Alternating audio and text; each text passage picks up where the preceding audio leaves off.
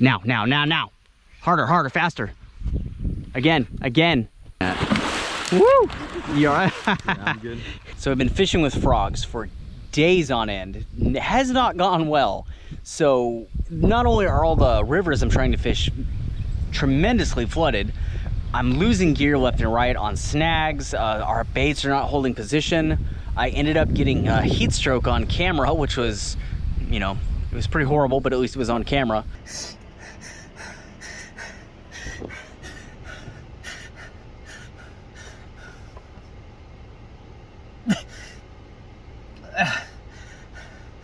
Oh man.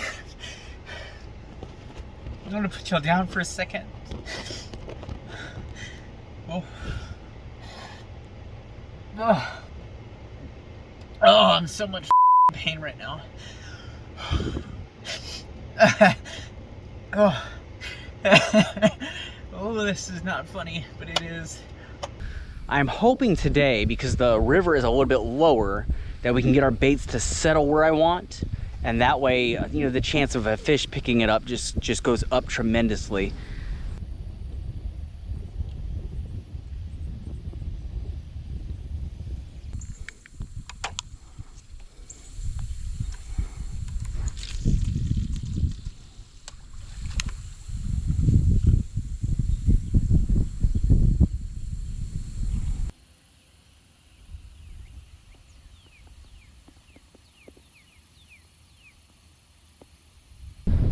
If it's a fish, he'll go again. Sometimes, remember how I said they carry it in the end of their mouth and they take a while to swallow it? Sometimes they'll stop to do that. Yeah. So a lot of times when they run, then there's a stop and then they run again. That's what they're doing. This is my brother-in-law, by the way. If you guys are wondering why there's just suddenly somebody with me when there usually isn't, this is Jesus. So. See, we have a fish, we have something pulling out line and now it's stopped. It is behaving very much like a turtle or a small fish. Let's give him a second, see what he does.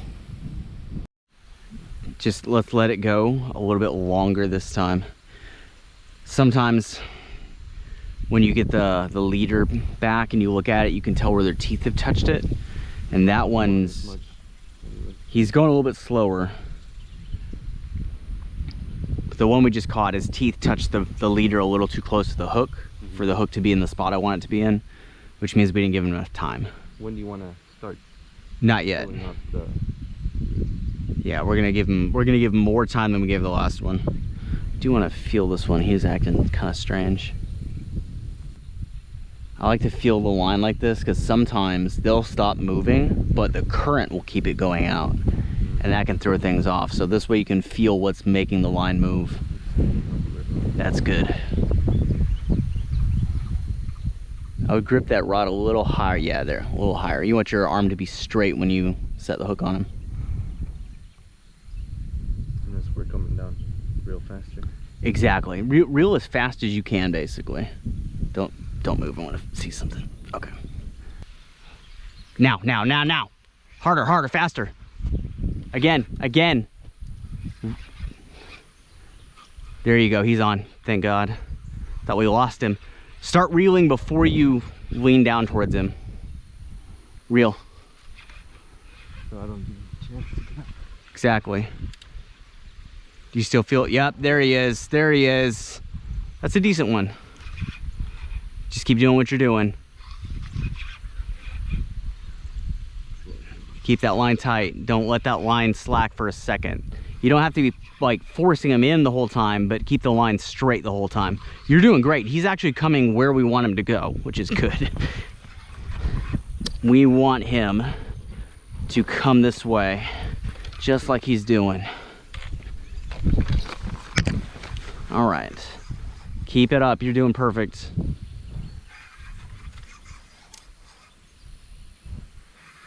This looks like that might be that 40-pounder-ish we were looking at. Yeah. Right here. All right, start walking this way.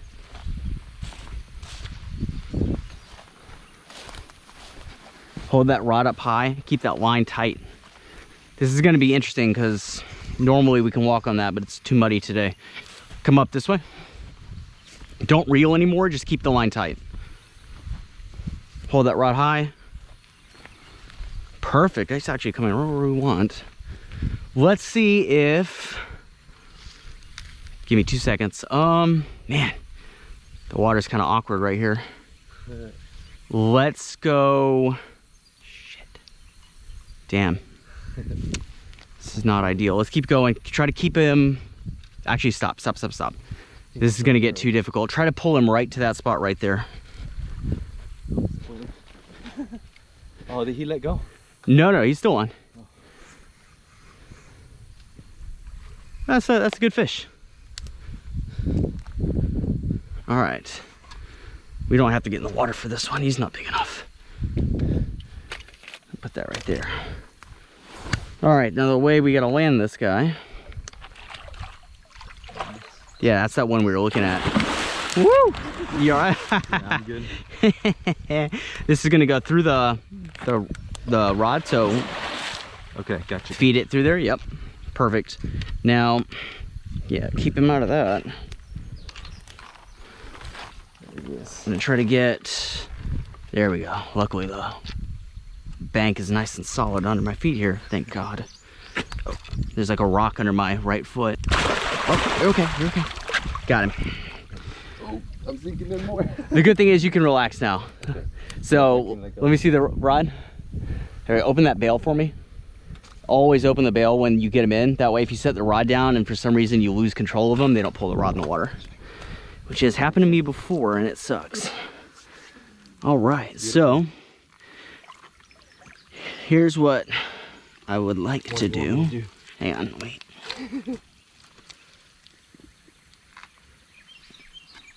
There we go. Oh, perfect. The hook is in the perfect spot.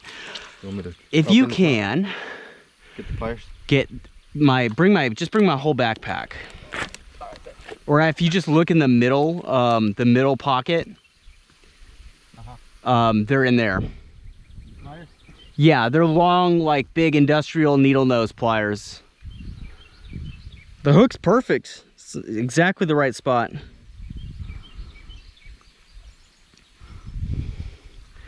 Those little parasites. Get off. The blue ones? Yeah, perfect.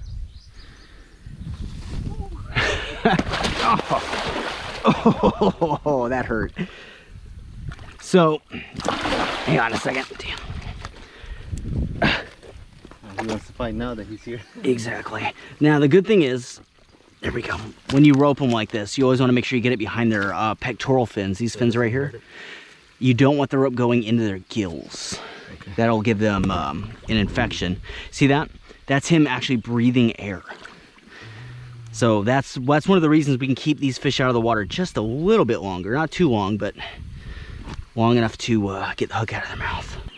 Because we use barbless hooks, the hook's out. Look at that. Perfect. So many fishermen will just let these fish swallow big, nasty hooks. That's good. This fish is going to survive. Now, you're going to hold this fish. So I'm going to take a picture. So here's what you're going to do. It's like a bull rider's grip. You ever ridden a bull? Basically, you're gonna have your hand underneath the lasso and go around like that. Boom. Okay. So do that with your Left, right. Let's do your left hand. That way, if he kicks, he's not gonna go towards the. I'm sorry, did I say your left? I'm thinking the wrong way. Your right hand. If he kicks and gets out of your hand, I don't want him swimming away. Or like that. Yeah, like that. Real tight. It's gonna shock you how powerful these things are when you feel them in your arms. Right, and then you're gonna underhook his body like that. Go with your elbow further towards his tail. Like flare your elbows out. There we go. That way you can get the whole body in the picture. Nice. Yep, hold on to him tight. Hug him real tight.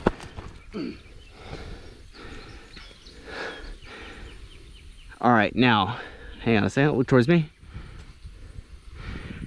Here's the trick that gets, use your elbow to point his tail back towards me. And then use your hand to curve his body towards me. That way you get the whole fish in the frame and he's gonna look bigger. See how his tail's facing away from me? Point it back towards me. Yeah, there you go. Beautiful, all right. Now, yeah, put his head down here by my feet. We're gonna let him have his head under the water. There we go, that's actually a good spot. We're gonna let him sit for a second, just like we were talking about with that shark you saw a guy catch. Breathe. Oh, he's bleeding. That's okay, that's okay. He's gonna bleed a little bit. I mean, we hooked him. The good thing is the hook was just in the outside area of his mouth. So yeah, there's gonna be a little bit of blood, especially after you hold him for a second, because the blood doesn't have anywhere to go. It just kind of pools in their mouth, but he's gonna be fine. If we throat hooked him or gut hooked him, that would be terrible, but he was hooked in his mouth. A little bit of blood is normal. Just want to get his, there we go. I mean, fish are like reptilians, right? They regenerate or fossil. There we go. Just kind of like hold him. A lot of the times they'll just kind of sit and wait, and then the moment you kind of relax, they'll explode away from you. It's hard to do this spot. Usually the water's a little bit lower and we can land them over there. Look at all these fish fry around him. Making sure he's okay. You okay, bud?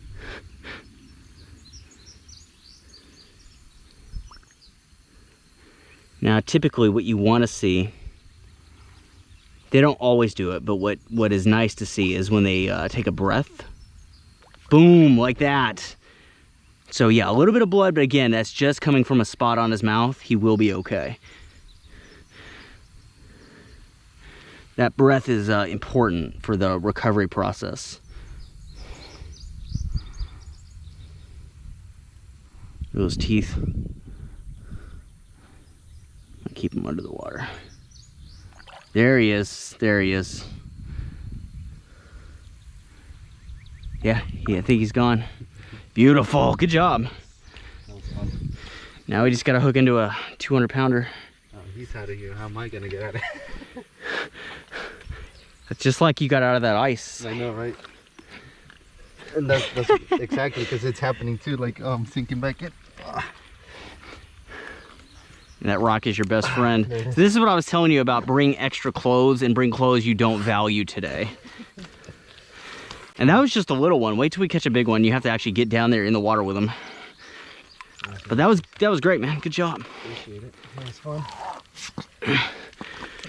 The cool part, or the coolest part to me, I think, is that is very likely the fish we've been watching all morning. I think so. The one that was right here, right? Yeah. We probably kept going downstream and found the bait. All right, now this is the part where, there we go. Oh no, I'm making sure we don't leave anything, because I've lost so much over the years, just being like, okay, I got everything, and then there's like that one thing I wasn't thinking about. I don't know where the hook is, be careful. I think it's right on the... Yeah, it's the leader right here. What's under your under your shoe? There we go. Get that hook back. All right. You got it? Yeah. You're an expert at this. I was gonna say, you just do it enough, you get used to it. Cool, cool. You all right there? Yeah. I'm good. Turn your feet sideways when you walk up this hill. Like walk like a duck with your toes sticking out towards the sides.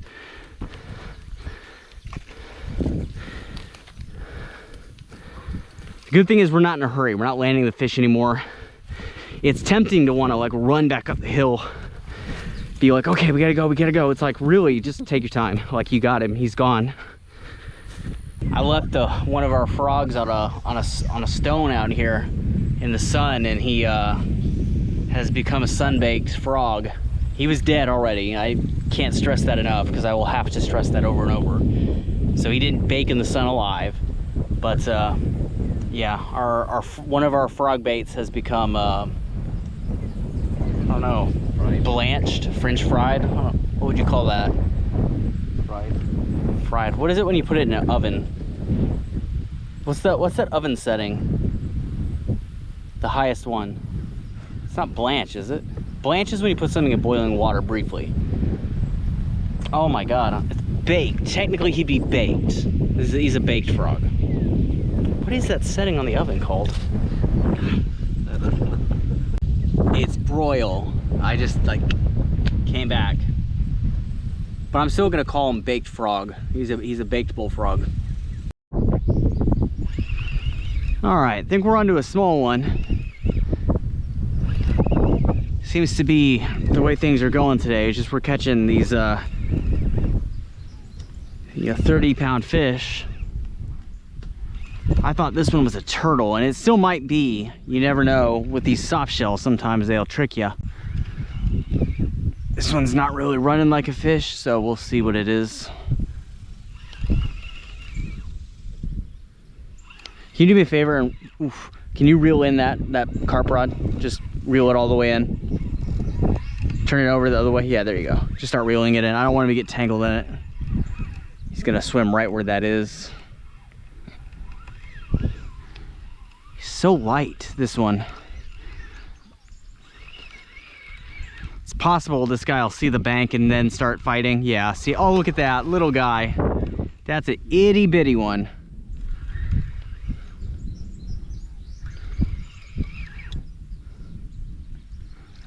Look at that.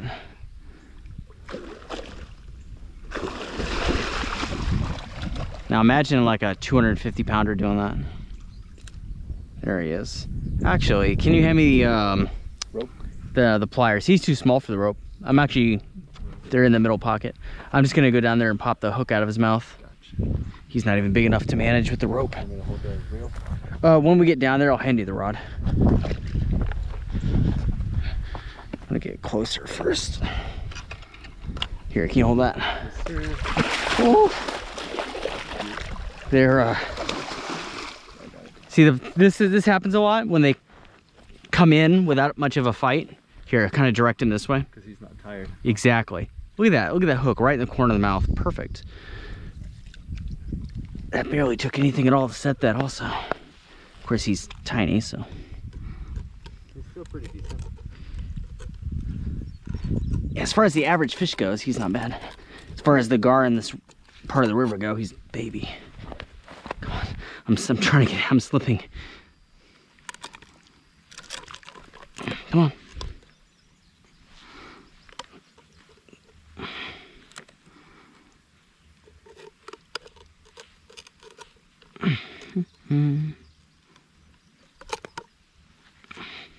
Well, still, buddy, you're okay.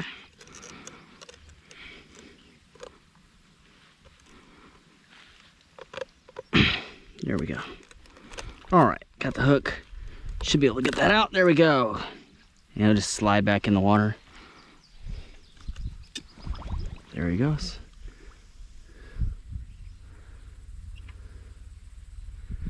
Nice. Itty bitty fish. But we got the hook out. It's the most important thing.